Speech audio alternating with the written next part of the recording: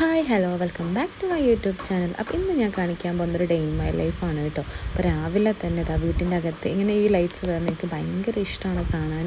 അതുപോലെ ഒരു വല്ലാത്തൊരു പോസിറ്റീവ് വൈബും കൂടെയാണല്ലേ. അപ്പോൾ അത് കണ്ടപ്പോൾ ക്യാപ്ചർ ചെയ്ത് കണ്ടപ്പോൾ എനിക്കിഷ്ടമാണ്. അതുപോലെ തന്നെ ഇതാ രാവിലെ മോനെ സ്കൂളിൽ പറഞ്ഞയച്ചിട്ടുണ്ട്. അപ്പോൾ അവനെ പറഞ്ഞേക്കലാണ് ആദ്യത്തെ ടാസ്ക് വന്നിട്ട്.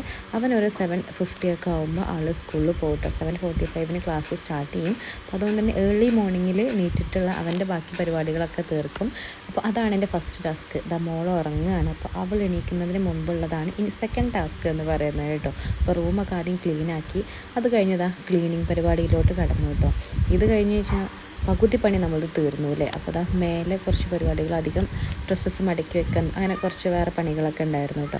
അപ്പോൾ അതൊക്കെ തീർക്കാമെന്ന് വിചാരിച്ചിട്ടാണ് ഞാൻ മേലെ പോയിട്ടുണ്ടായിരുന്നത്. അങ്ങനെ അതൊക്കെ കഴിച്ച് ഇനി താഴെയാണ് പരിപാടികൾ. അപ്പോൾ മോൾ എണീക്കുന്നതിന് മുമ്പേ ബാക്കി പരിപാടികൾ തീർക്കണം എന്ന് വിചാരിച്ച് വന്നപ്പോഴേക്കും ആൾ എണീറ്റിട്ടുണ്ട് കേട്ടോ. അപ്പോൾ കുറച്ച് നേരം അവളെ വെയിലൊക്കെ കൊള്ളിച്ച് ഇങ്ങനെ കിടത്തും. അതുപോലെ അവളെ കൂടെ കുറച്ച് നേരം ടൈം സ്പെൻഡ് ചെയ്യും. അപ്പോൾ ആ സമയം കൊണ്ട് മോൻ്റെ സ്കൂളിൽ നിന്ന് വിളിച്ചിട്ടുണ്ടായിരുന്നു, അവന് സുഖമില്ല എന്ന് പറഞ്ഞിട്ട്. അപ്പോൾ അവനെ പിക്ക് ചെയ്യാമെന്ന് വിചാരിച്ചിട്ട് പോയി. അപ്പോൾ ഒരുപാട് നേരം വെയിറ്റ് ചെയ്തു, വണ്ടിയൊന്നും കിട്ടിയില്ല. അവസാനം കാത്ത് കിട്ടിയിട്ടോ. അങ്ങനെ കുറച്ച് ഡ്രസ്സുകൾ ഓൾട്ടർ ചെയ്യാൻ കൊടുക്കാനുണ്ടായിരുന്നു. അപ്പോൾ ആദ്യം അത് ചെയ്യാമെന്ന് വിചാരിച്ചിട്ട് അങ്ങനെ അതിന് പോയി. അത് കഴിഞ്ഞ് തിരിച്ച് സ്കൂളിൽ എത്തിയിട്ടുണ്ട് കേട്ടോ, ആളെ പിക്ക് ചെയ്യാൻ വേണ്ടിയിട്ട്.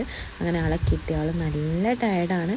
അത്യാവശ്യം എന്താ പറയുക, നല്ല പനി ഉണ്ടായിരുന്നു കേട്ടോ. ആൾക്ക് അടങ്ങിയിരിക്കാത്ത ഒരാളാണ്. അപ്പോൾ ഇങ്ങനെ കിടക്കുമ്പോൾ തന്നെ അറിയാം ആൾക്ക് വയ്യ എന്നുള്ളത്. അതൊക്കെ കഴിഞ്ഞ് തിരിച്ച് വീട്ടിലെത്തിയപ്പോൾ ഈ ഒരു കുറച്ച് മണി പ്ലാന്റ്സ് നമ്മൾ അകത്ത് വെക്കാറുണ്ട്. അപ്പോൾ അതൊക്കെ ഒന്ന് നമ്മൾ വീക്കിലി ടോയ്സോ ഒക്കെ ആയിട്ട് നമ്മളതൊന്ന് വെയിൽ ഒളിക്കാൻ വേണ്ടിയിട്ട് പുറത്ത് വെക്കാറുണ്ട്. അപ്പോൾ അങ്ങനെ ഉമ്മച്ചെടുത്ത് പുറത്ത് വെക്കുകയാണ്. അപ്പോൾ ഇങ്ങനെ കാണാൻ നല്ല ഭംഗിയല്ലേ ഈ മണി പ്ലാന്റ്സ്. നമ്മുടെ കൊറോണ ഒക്കെ കഴിഞ്ഞതിന് ശേഷം പിന്നെ എല്ലാവരുടെ വീട്ടിലും എവിടെ നോക്കിയാലും കാണുന്നൊരു പ്രത്യേകതരം ചെടിയാണത്. അത് കഴിഞ്ഞ് എനിക്ക് 2-3 കാര്യം നോട്ട് ചെയ്ത് വെക്കാനുണ്ടായിരുന്നു. കാരണം ചെറിയ കാര്യങ്ങളും ഞാൻ നോട്ട് ചെയ്ത് വെക്കാറുണ്ട്, കാരണം അത് മറന്നു പോകും. അതുകൊണ്ടാണ് കേട്ടോ. അപ്പോൾ അത് എന്ത് ചെറിയ കാര്യമാണെങ്കിലും അത് ജസ്റ്റ് ഒന്ന് നോട്ട് ചെയ്യും. എന്നിട്ട് ഞാൻ ഇതിനകത്ത് നെഗറ്റീവ് നോക്കും.